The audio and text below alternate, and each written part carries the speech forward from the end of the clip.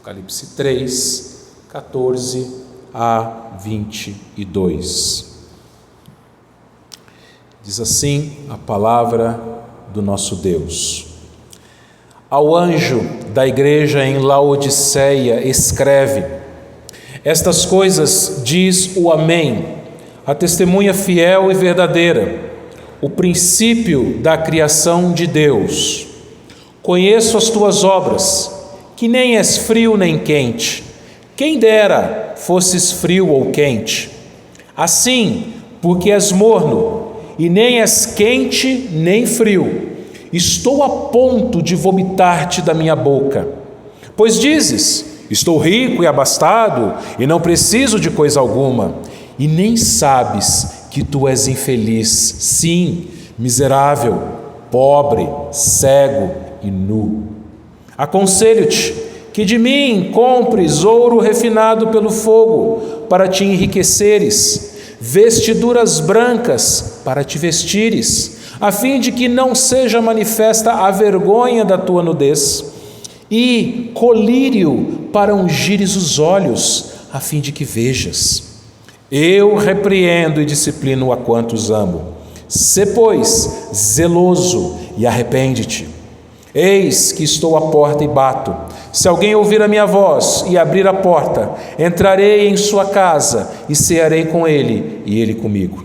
Ao vencedor, dar-lhe-ei sentar-se comigo no meu trono, assim como também eu venci e me sentei com meu Pai no seu trono. Quem tem ouvidos, ouça o que o Espírito diz às igrejas. Oremos.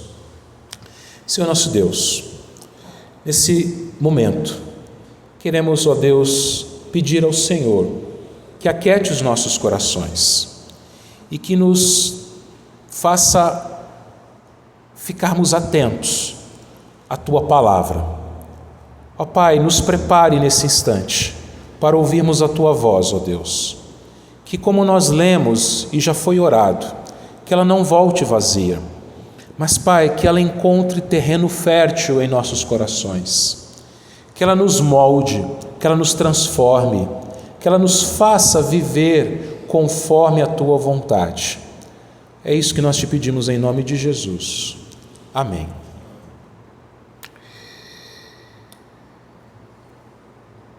Irmãos,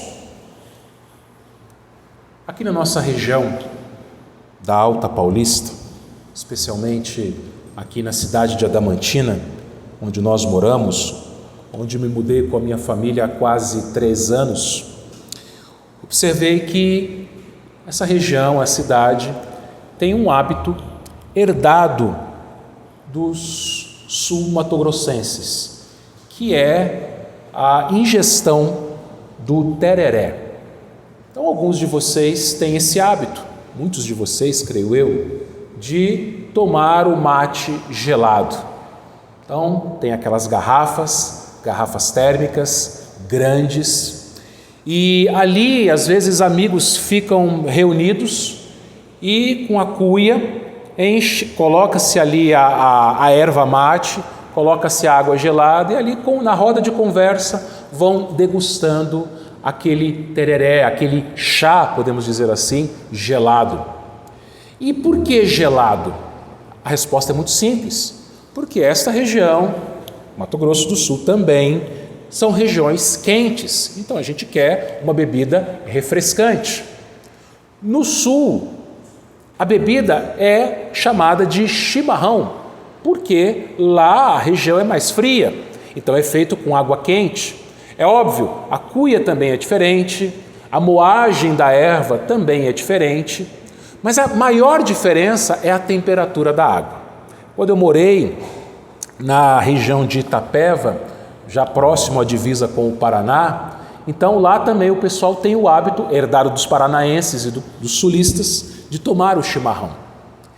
Perceba uma coisa, tanto quem toma chimarrão como quem toma tereré, eles vão querer tomar as suas bebidas na temperatura certa. Se você toma tereré, você vai querer tomá-la gelada. Se você toma chimarrão, você vai querer tomá-la quente. Mas em nenhum dos dois casos você vai querer tomar morno. Aliás, a mesma coisa é a água.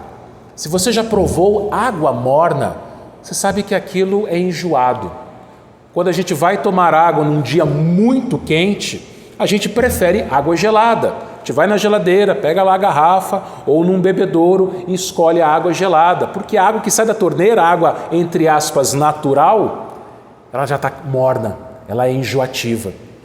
E Jesus ele faz essa comparação a esta igreja, a igreja de Laodiceia. E meus irmãos, conforme nós temos visto na exposição do livro de Apocalipse, nós estamos encerrando hoje a parte deste livro que fala das 7 igrejas da Ásia. João estava exilado na ilha de Patmos.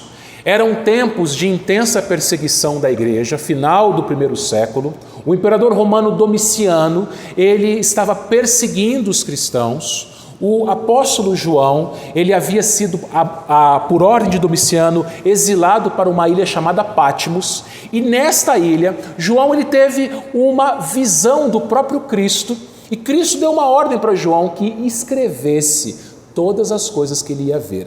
Que coisas seriam essas? Coisas acerca do final dos tempos. E naquela região haviam 7 igrejas, as 7 igrejas da Ásia Menor, onde hoje fica a Turquia: Éfeso, Esmirna, Pérgamo, Tiatira, Sardes, Filadélfia e Laodiceia. Desde o início do mês de agosto nós temos visto, domingo após domingo, cada uma dessas igrejas. E vimos, meus irmãos, que não eram igrejas perfeitas. Mesmo aquelas igrejas a quem Jesus só teceu elogios, como por exemplo Laodiceia e Esmirna, sabemos que não eram igrejas perfeitas. Não existe igreja perfeita na face da terra. Igreja perfeita está no céu.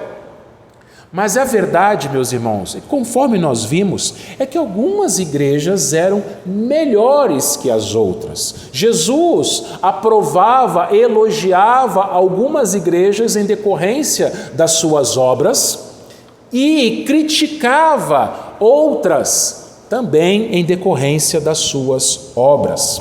E, meus irmãos, dessas 7 igrejas, apenas 2 não recebem nenhum elogio: a igreja de Sardes e a igreja de Laodiceia. E se nós pudéssemos dizer, Laodiceia era pior, porque Laodiceia foi a única igreja que Jesus sentiu nojo, que Jesus disse que estava a ponto de vomitá-la da boca. Uma imagem terrível, uma imagem que causava náuseas. Jesus olhava para aquela igreja, para a situação, para a vida daquela igreja, e o que Jesus fala é que ele tinha vontade, estava prestes, estava indo à sua boca o vômito, diante da situação triste que encontrava-se aquela igreja, meus irmãos. E nós vamos ver como que Jesus se dirige a esta carta. Uma carta a uma igreja morna. Laodiceia, a igreja morna, é o tema do nosso sermão. E como nas demais cartas, meus irmãos, nós temos as mesmas divisões. Primeiro, Jesus ele se apresenta, versículo 14, ao anjo da igreja em Laodiceia. O anjo, vocês se lembram, mais uma vez, o pastor da igreja, o mensageiro da igreja, aquele que receberia aquela carta e que teria que ler a carta para a igreja. É claro que tudo o que se dizia a respeito da igreja se dizia também ao próprio pastor. O pastor fazia parte da igreja. Então o que estava aqui era para todo mundo, pastor e membros. E o que João teve que escrever para o pastor e para os membros da igreja de Laodiceia? Estas coisas diz o Amém, a testemunha fiel e verdadeira, o princípio da criação de Deus. Jesus, ele se apresenta aqui, como nas demais cartas. E diferentemente das demais cartas, Jesus não faz nenhuma menção àquela visão do capítulo 1. Todas as outras cartas ele faz alguma menção daquela visão que João teve acerca do próprio Jesus no capítulo 1. Aqui não. Aqui Jesus ele é mais incisivo, ele fala, estas coisas diz o Amém. O que significa Amém? Você sabe? Assim seja. Quando nós oramos, nós encerramos a nossa oração com amém. Assim seja. E a palavra amém, assim seja, ela está apontando para algo que é verdadeiro. Quando você ora a Deus, as suas palavras são palavras verdadeiras. Então você está dizendo o seguinte para Deus: Senhor, tudo isso que eu falei para ti é verdade, eu confirmo, assim seja, amém. E Jesus então, ao se apresentar como o amém, ele está se apresentando como o Deus verdadeiro, aquele que fala é verdade. As palavras de Jesus são verdadeiras. Jesus é o caminho, é a verdade e a vida. Enquanto Satanás é o pai da mentira, Jesus é a própria verdade. Ele é o amém, ele é a verdade, ele é a testemunha fiel e verdadeira. Lá no capítulo 1, antes daquela visão, na apresentação da carta, João, ele diz que Cristo é essa testemunha fiel e verdadeira. E na visão de Cristo descendo em seu cavalo branco, lá em Apocalipse 19, versículo 11, ele diz assim: vi o céu aberto e eis um cavalo branco, e o seu cavaleiro se chama Fiel e Verdadeiro, e peleja com justiça. Então, irmãos, nós precisamos prestar muita atenção. Tudo que Jesus fala a respeito da igreja é fiel e verdadeiro. A avaliação de Jesus a respeito da igreja é verdade. Jesus não se engana, Jesus não se equivoca, Jesus não mente, Jesus não tem falta de conhecimento. Jesus é fiel às suas palavras.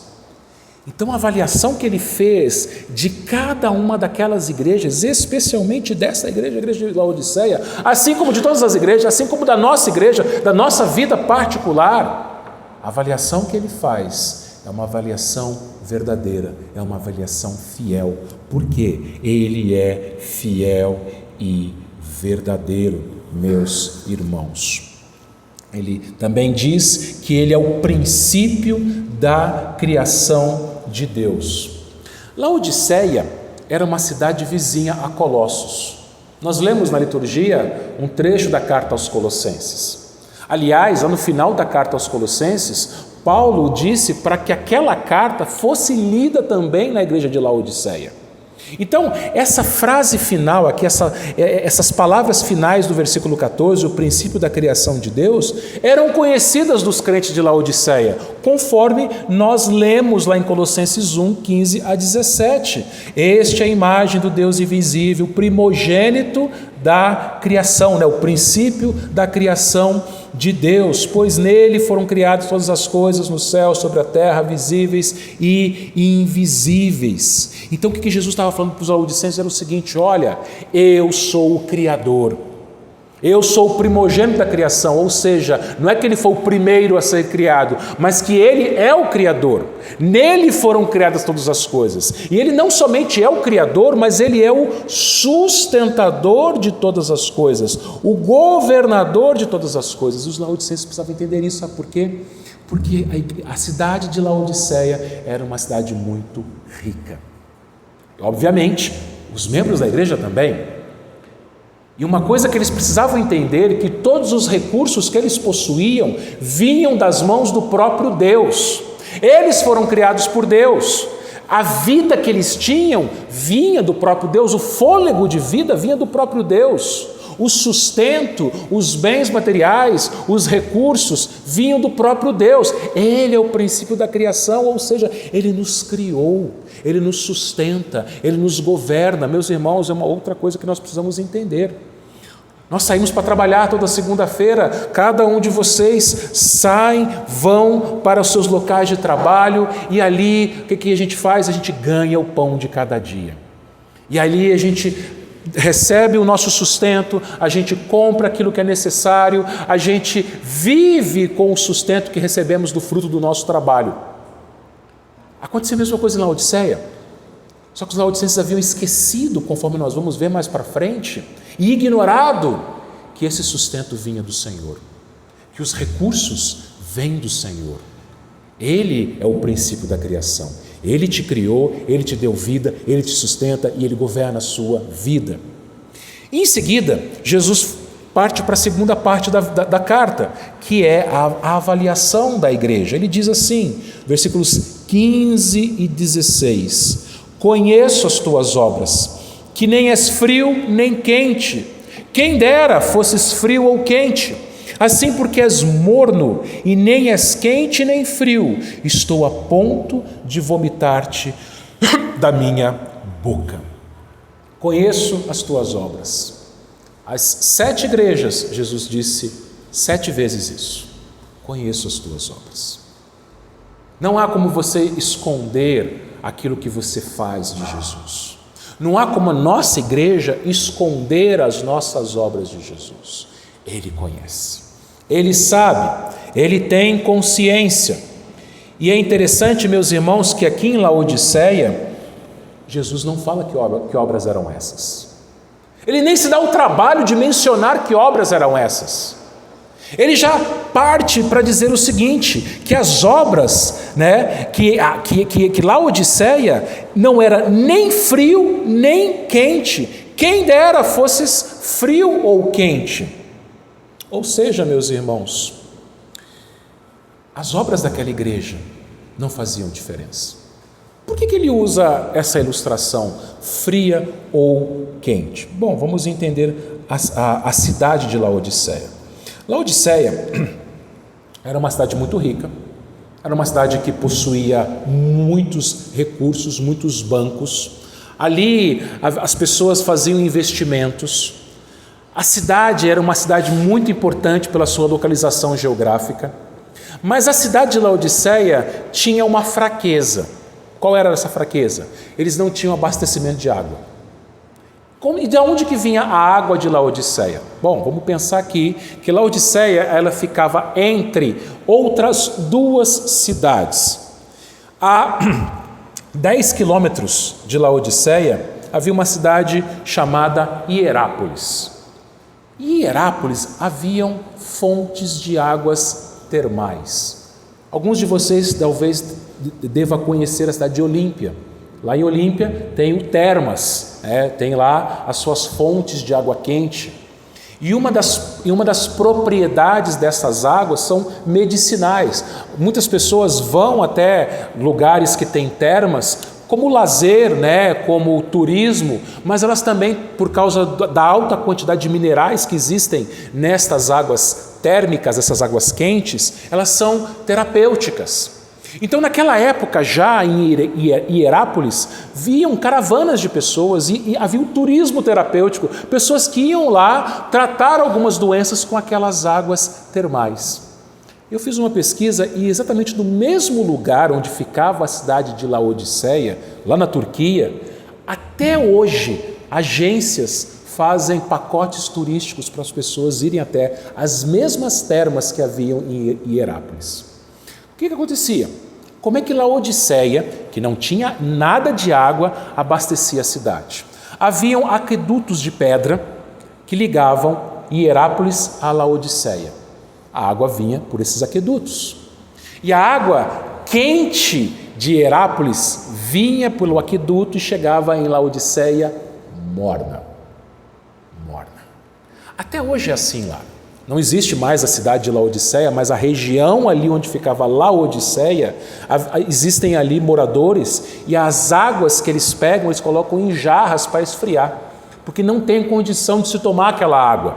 Aquela água realmente embrulha o estômago porque é uma água morna. E é interessante que do outro lado havia outra cidade, a cidade de Colossos. E o que tinha em Colossos? Colossos, eles tinham fontes de águas frias. Quando eu morei lá na Serra da Mantiqueira, Campos do Jordão, lá existem muitas fontes de águas minerais. Então, a gente pegava água com galão, e muitos moradores iam com galão nessas fontes, água geladinha. Você ia lá com o seu galão e enchia aquela água limpa, aquela água gelada, aquela água fresca. Então vejam, o que Laodiceia tinha? De um lado, uma cidade com água refrescante, Colossos. Do outro lado, uma cidade com águas quentes, termais, terapêuticas, Hierápolis. e Laodiceia no meio com água morna, que não tinha utilidade alguma, mas era a água que eles tinham.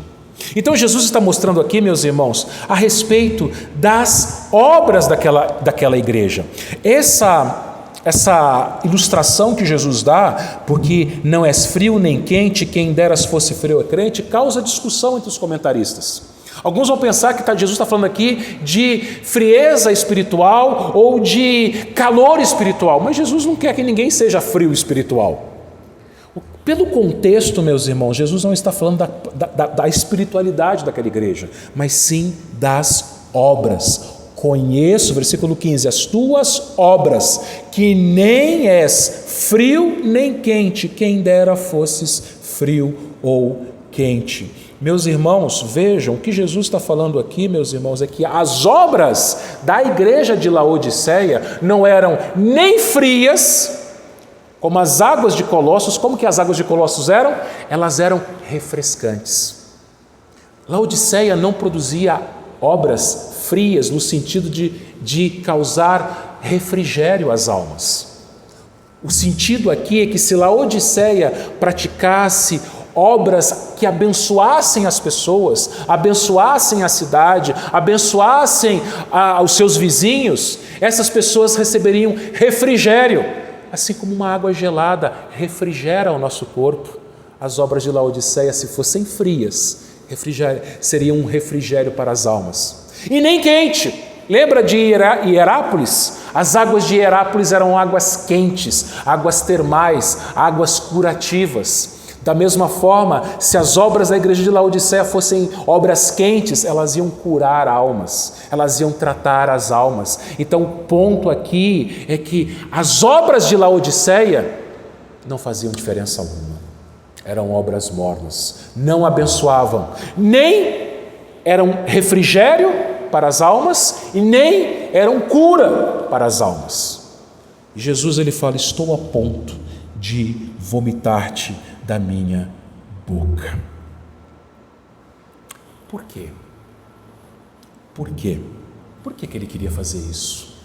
Versículo 17: pois dizes, estou rico e abastado, não preciso de coisa alguma, e nem sabes que tu és infeliz, sim, miserável, pobre, cego e nu. Sabe por que Jesus estava a ponto? Veja, Jesus ainda estava tendo paciência com aquela igreja. As obras daquela igreja eram obras mornas. A postura daquela igreja era uma postura de autossuficiência. Não preciso de coisa alguma. Lembra que eu falei, a cidade de Laodiceia era uma cidade rica, era um grande, um importante centro comercial, econômico e médico da Ásia Menor. Como que era a economia de Laodiceia? A riqueza de Laodiceia vinha de duas áreas principais, a indústria têxtil e a indústria farmacêutica. Na região onde Laodiceia ficava é o Vale do Lico. E no Vale do Lico eles criavam ovelhas com a lã negra, uma lã que é muito rara. E ali as pessoas tosavam aquelas ovelhas negras e com a lã negra delas eles faziam roupas caríssimas. E com o preço daquelas roupas a cidade enriqueceu. Indústria têxtil. Mas também a Laodiceia se enriqueceu com a indústria farmacêutica. Em Laodiceia havia uma importante faculdade de medicina. E naquela faculdade eles desenvolveram um colírio feito com pó frígio. E esse colírio era muito famoso. As pessoas elas iam a Laodiceia comprar esse colírio para curar os seus olhos. Então veja, uma cidade que se enriqueceu através da medicina e através também da indústria têxtil. E Jesus ele cutuca o ponto entre aspas forte da cidade, dizendo que na verdade não era ponto forte, era o ponto fraco. Aquela igreja, aliás, assim como os moradores da cidade, se achavam: estou rico e abastado, não preciso de coisa alguma. Aquela cidade ficava numa região onde haviam intensos terremotos. Há 2 domingos atrás nós falamos a respeito da igreja de Filadélfia. Filadélfia era próxima. No ano 17 depois de Cristo, houve um terremoto que acabou com a cidade de Filadélfia. O Império Romano ofereceu ajuda financeira e reconstruiu a cidade de Filadélfia. Só que no ano 60 depois de Cristo, teve um outro terremoto que destruiu a cidade de Laodiceia. O Império Romano chegou no governo da cidade e falou assim: nós vamos ajudar. Sabe o que eles falaram? Não precisamos, nós temos dinheiro. Nós não queremos ajuda do governo federal, do governo romano para reconstruir a cidade. E eles tinham dinheiro mesmo. Então Jesus está citando essas características da cidade, esses pontos da história da cidade, para falar assim: vocês, igreja, são iguais à cidade. Vocês acham que não precisam de nada, assim como o povo da cidade também achava que não precisava do dinheiro de Roma. Mas vocês precisam de mim. Eu sou o primogênito de todas as coisas, de toda a criação. Eu sou aquele que cria, que sustenta, que governa todas as coisas. Vocês se gabam, vocês laodicenses, se gabam de serem ricos, mas vocês são infelizes, miseráveis, pobres. Que ofensa! Que ofensa chamar um rico de pobre. É interessante que a igreja de Esmirna, aliás, Jesus ele fala assim: conheço a tua tribulação, a tua pobreza, mas és rico. A igreja de Esmirna era uma igreja pobre, mas Jesus chama aquela igreja de rica. Já a igreja de Laodiceia era uma igreja rica, mas Jesus chama aquela igreja de pobre e de miserável. Por quê? Porque ela achava que não precisava de coisa alguma. Irmãos, é terrível quando uma igreja chega a esse ponto, quando uma igreja pensa que é autossuficiente. E sabe como que isso é manifestado na prática? Na falta de oração. Quando a gente não ora, a gente está fazendo a mesma coisa que esses crentes de Laodiceia fizeram. Eu não preciso de Deus. Eu não preciso de nada. Eu corro atrás. Eu trabalho, eu ganho meu dinheiro, eu garanto meu pão. A minha vida é responsabilidade minha. Eu até venho na igreja, eu sou membro da igreja, mas eu cuido da minha vida. Talvez você não pense nisso, talvez você não chegue a pensar dessa forma, mas se você não ora, você está agindo da mesma forma. Eu não preciso de Deus. A oração, meus irmãos, é uma prova da nossa dependência de Deus. Quando nós oramos, nós estamos dizendo para o Senhor: Senhor, eu preciso de Ti, eu careço de Ti. Sem o Senhor eu não sou nada, sem o Senhor eu nem mesmo respiro, quanto mais trabalho e ganho dinheiro. Tudo pertence a Ti, o meu dinheiro, os meus bens, a minha vida, tudo é Teu. O Senhor me criou, o Senhor me sustenta, o Senhor governa a minha vida. Eu careço, eu preciso, eu sou dependente do Senhor. Uma igreja autossuficiente que se acha, que até trabalha, faz obras, mas suas obras não abençoam outras pessoas, trazendo refrigério e cura. As obras de Laodiceia, da igreja de Laodiceia, eram obras inúteis. Lá em Efésios 2:10, Paulo disse o seguinte: pois somos feitura dele, criados em Cristo Jesus para boas obras, as quais Deus de antemão preparou para que andássemos nelas. Bom, você sabe que você foi salvo pela graça. Lá em Efésios 2 mesmo, Paulo diz isso. Mas uma evidência da sua salvação pela graça são as suas obras. E não é qualquer obra, não é obra morna. São obras que Deus preparou para que andássemos nelas. São obras que glorificam a Deus. Mateus 5,16, Jesus disse: assim brilhe também a vossa luz diante dos homens, para que vejam as vossas boas obras e glorifiquem ao vosso Pai que está nos céus. Sabe qual era o grande problema na igreja de Laodiceia, que fez com que Jesus chamasse aquela igreja de uma igreja morna, que estava a ponto de vomitá-la da boca? Era que ela tinha obras que não glorificavam a Deus. Os homens viam as obras da igreja e aquilo não fazia diferença. Aquela igreja, meus irmãos, não glorificava a Deus, não mostravam Deus para o mundo, para a cidade, para os homens daquela cidade. Eles eram iguais aos demais moradores da cidade.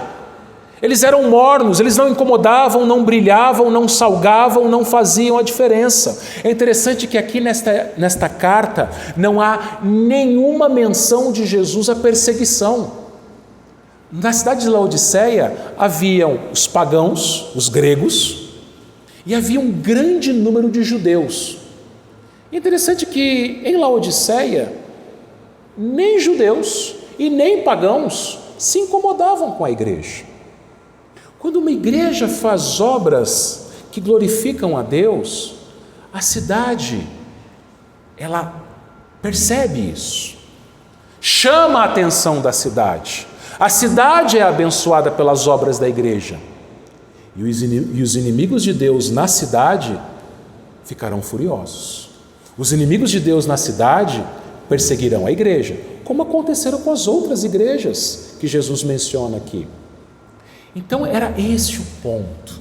Aquela igreja, a igreja de Laodiceia, não fazia nenhuma diferença. Uma igreja que se conformou com o mundo, uma igreja que seguia a correnteza, que ia conforme a onda, uma igreja morna é uma igreja amada pelo mundo. E Jesus ele disse o seguinte em João 15, 18 e 19: se o mundo vos odeia, saiba que primeiro que a vós outros me odiou a mim. Se vós fosseis do mundo, o mundo amaria o que era seu. Como todavia não sois do mundo, pelo contrário, dele vos escolhi, e por isso o mundo vos odeia.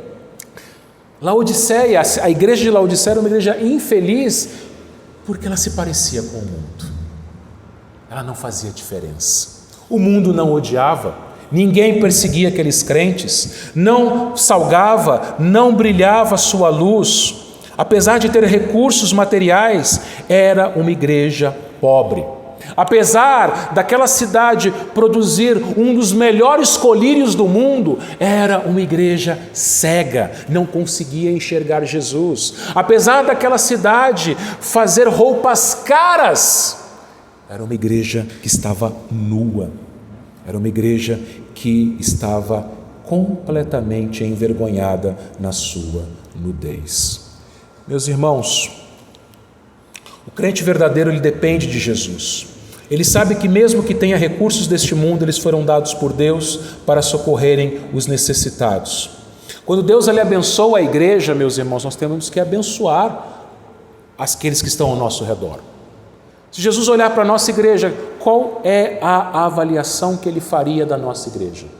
Será que as nossas obras têm sido obras mornas? Será que nós estamos acomodados com a nossa vida? Será que a nossa vida está sendo uma vida muito confortável, como dos crentes de Laodiceia? Uma vida tranquila, uma vida confortável, uma vida com recursos abundantes? Será, meus irmãos, que as nossas obras não têm abençoado pessoas, não têm sido fonte de refrigério para almas, fonte de cura para as almas? Será que cada um de nós, na nossa vida individual, no lugar onde Deus nos colocou, não temos tido obras que abençoem com refrigério e com cura as outras pessoas? Será que nós estamos muito parecidos com os demais? Era esse o caso de Laodiceia. Por isso que Jesus parte para então a terceira parte da carta, a exortação, versículo 18. Aconselho-te que de mim compres ouro refinado pelo fogo, para te enriqueceres, vestiduras brancas para te vestires, a fim de que não seja manifesta a vergonha da tua nudez, e colírio para ungires os olhos, a fim de que vejam.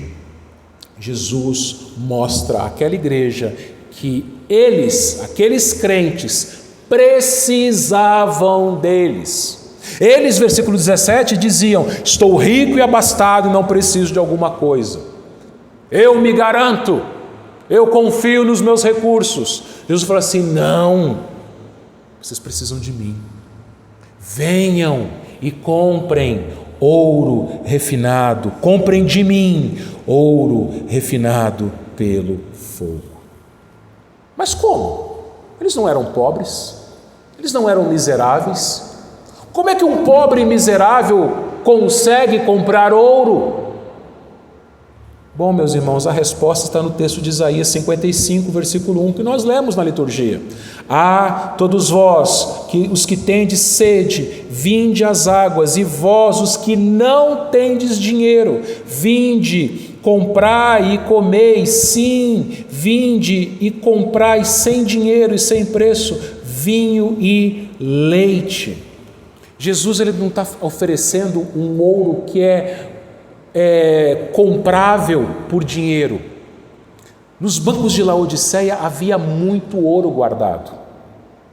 Os judeus que moravam em Laodiceia, eles trouxeram muito ouro para aquela cidade. E aquele ouro, ele era comprado como? Com dinheiro.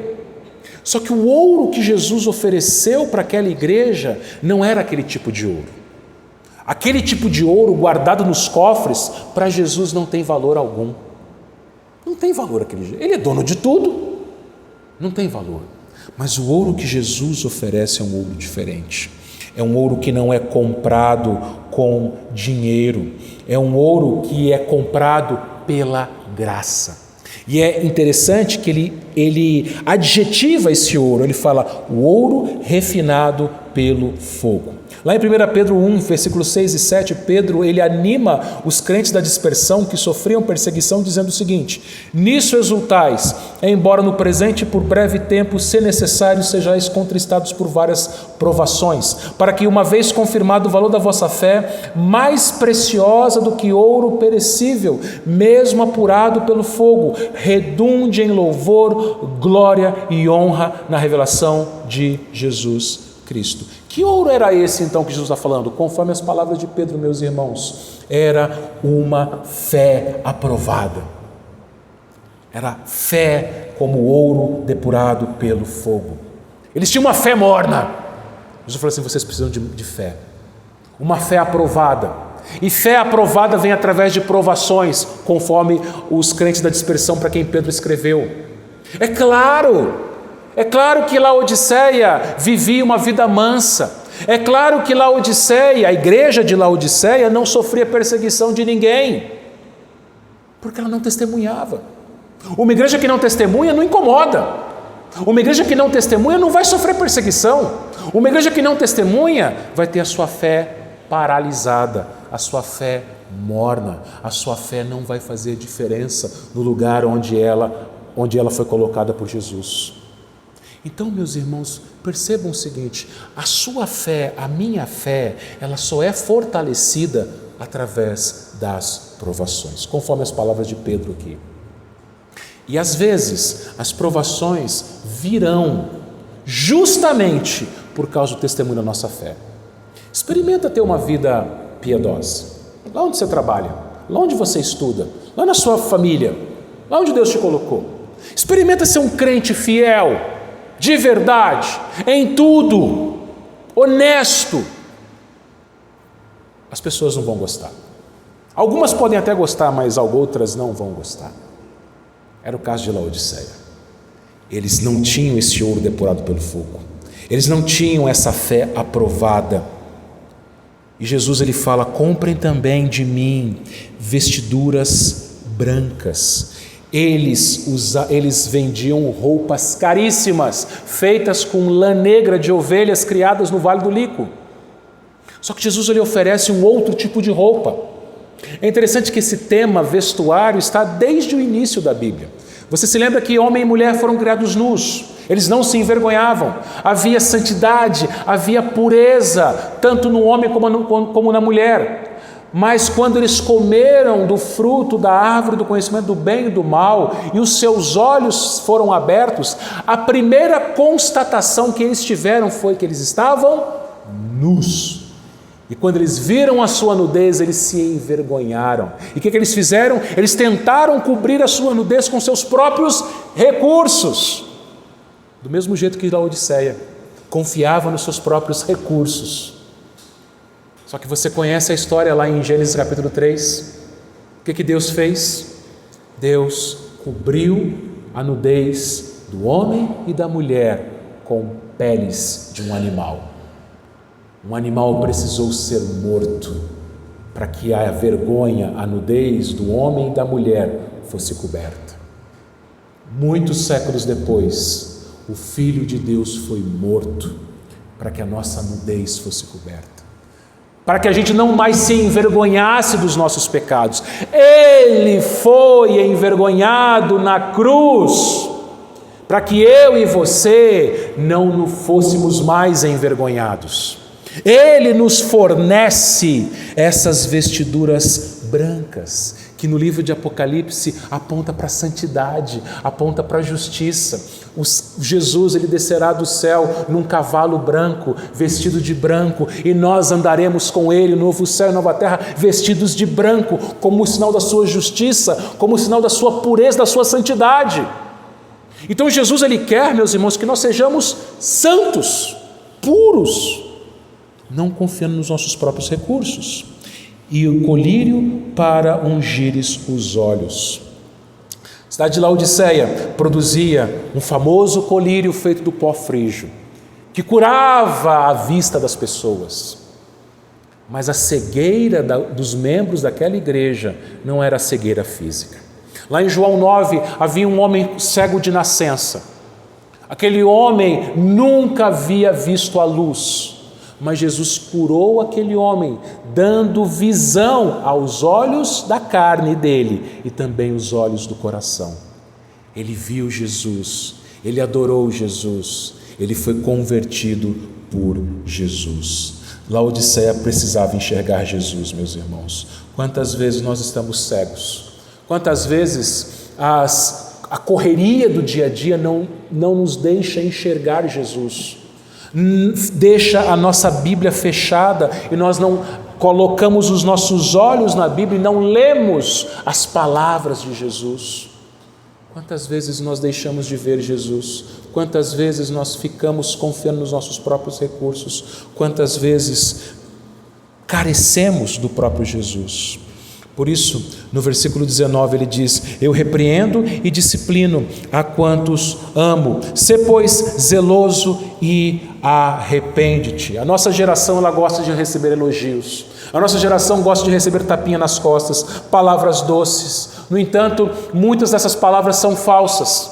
Muitas dessas palavras são apenas para nos fazer sentir melhor, são bajulação.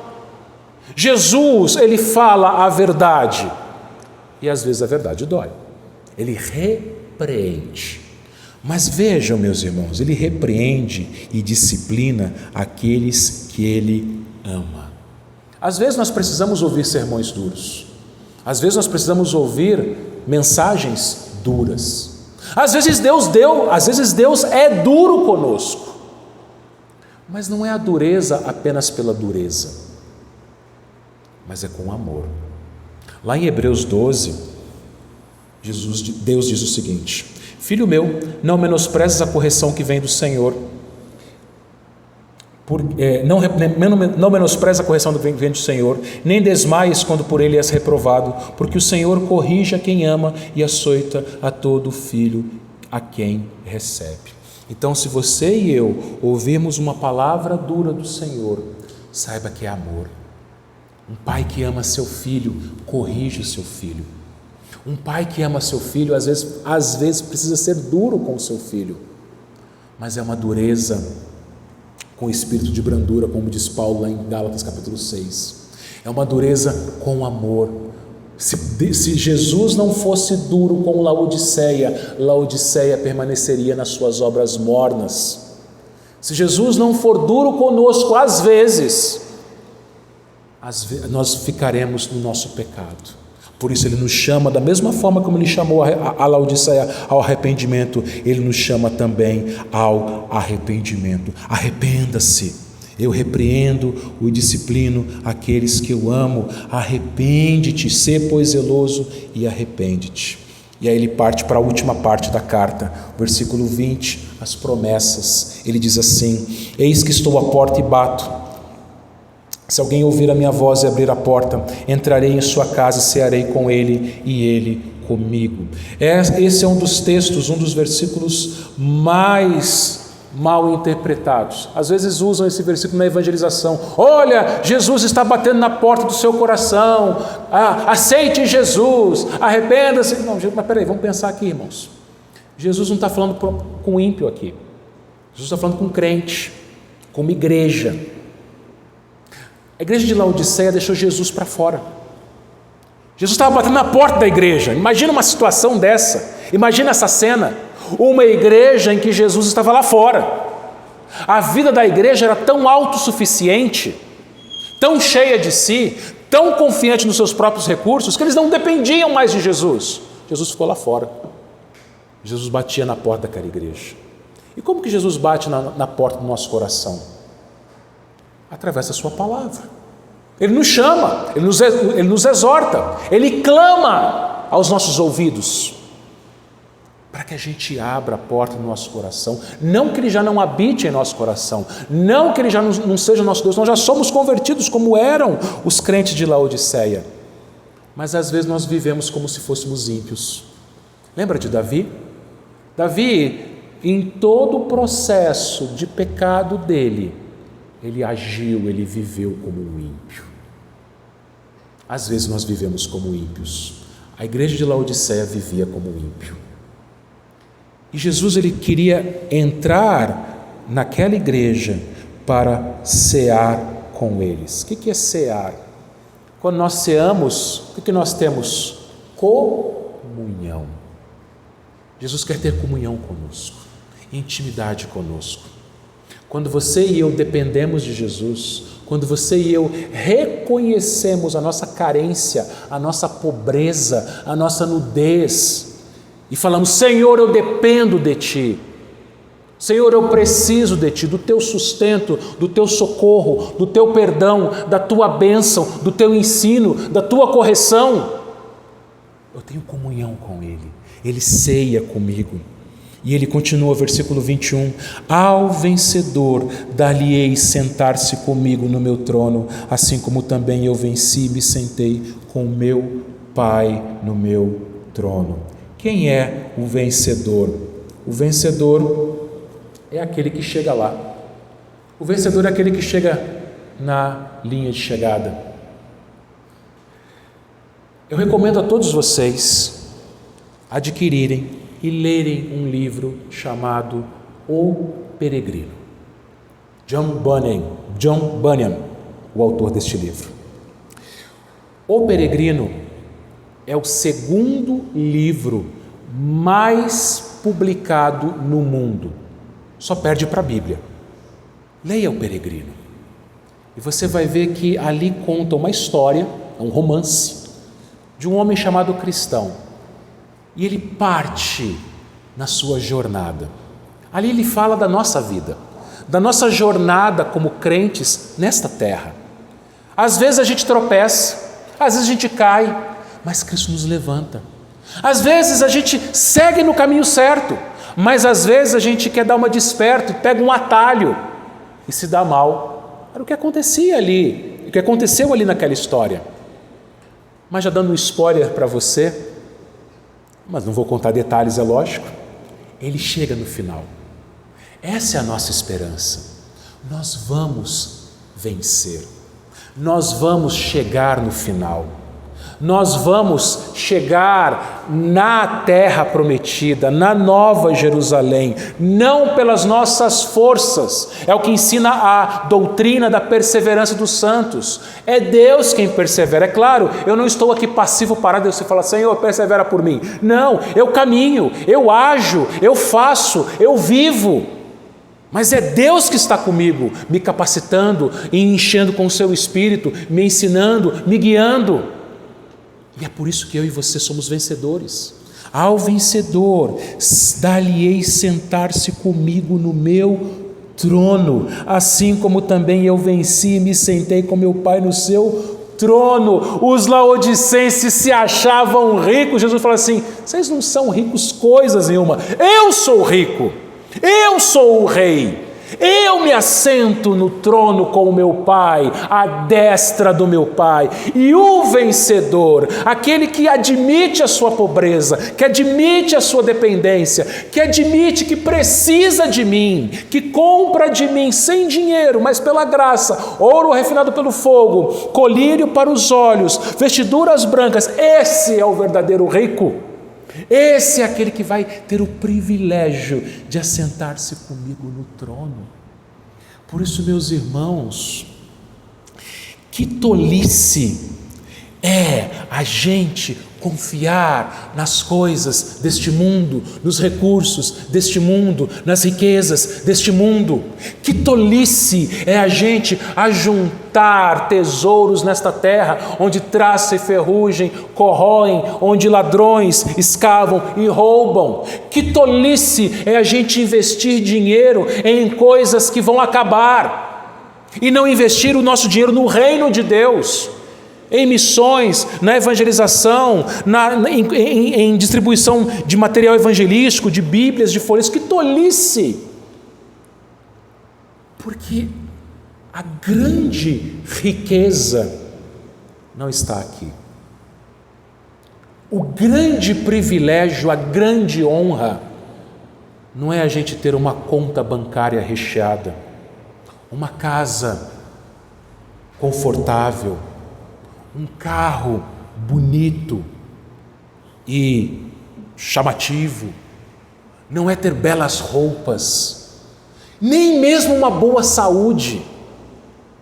O grande privilégio é você saber que você vai se assentar no trono com Cristo. Você vai reinar com Ele. Tem ideia disso? Às vezes a gente vê na televisão, por exemplo, lá na Inglaterra, quando tinha a rainha, agora é o rei, o filho dela, Charles, aquela pompa, aquele luxo, aquela coisa impressionante, aquilo não é nada, mas não é nada diante do reino de Deus. Isso é seu, isso é meu, porque Ele comprou para nós, porque Ele nos oferece. Por isso, meus irmãos, ele termina dizendo: quem tem ouvidos, ouça o que o Espírito diz às igrejas. Qual a avaliação que Cristo faz da sua vida? Será que você se encontra num estado de mornidão? Se Deus olhar para a sua vida, para a minha vida, o que Ele diria? Suas obras são quentes, suas obras têm curado almas, suas obras são frias, têm servido de refrigério para as almas, suas obras são mornas, estou a ponto de vomitar-te da minha boca. Qual será a avaliação de Jesus da nossa vida individual, da nossa vida coletiva como igreja? Ele nos conhece, nós vimos isso nas 7 igrejas, e não apenas aquelas 7 igrejas, mas todas as igrejas Ele conhece. Ele faz a avaliação certa. Ele é verdadeiro. Por isso, meus irmãos, a semelhança desta igreja, a aplicação que nós temos é a seguinte: não sejamos autossuficientes. Se Deus te abençoou com recursos deste mundo, se Deus te deu condições materiais, e todos nós temos, alguns têm mais, outros têm menos, mas todos temos recursos. Seja grato a Deus, porque não é teu, é dele, não é meu, é dele. As nossas coisas não são nossas, são dele. Ele é o Criador, sustentador e governador de todas as coisas. Use os recursos que Deus te deu para a glória dele, para abençoar pessoas.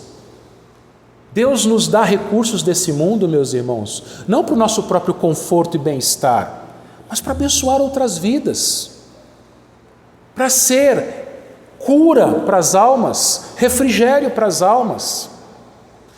Olhemos para as nossas vidas e pensemos: será que não tem algum pecado que eu preciso me arrepender? Será que eu não tenho ouvido mensagens, eu não tenho lido textos bíblicos que Jesus está gritando ao meu coração para que eu me arrependa de determinados pecados que eu tenho cometido? E Ele me ama, e Ele me ama tanto que Ele quer me corrigir, Ele quer me repreender, Ele quer me trazer de volta. Peça para Deus sondar o seu coração, fala: Senhor, sonda-me, será que eu não tenho cometido alguma coisa que às vezes eu nem me lembro, que eu nem tenho consciência, se tornou tão comum, tão normal na minha vida, que eu preciso de arrependimento? Mostra para mim, Senhor, o meu pecado. Às vezes você tem consciência assim, às vezes você está ali cauterizado pelo seu pecado, cometendo aquele mesmo pecado sempre, virou uma coisa normal, uma prática, como os laodicenses que eram mornos na normalidade, no bem-estar. E que a gente se arrependa dos nossos pecados, que a gente faça a diferença onde Deus nos colocou, que sejamos bênção, cura para as almas, como a água quente de Hierápolis, refrigério para as almas, como as águas geladas, frias de Colossos, e que o Senhor seja glorificado em tudo que nós fizermos. Que Ele nos abençoe, meus irmãos. Amém.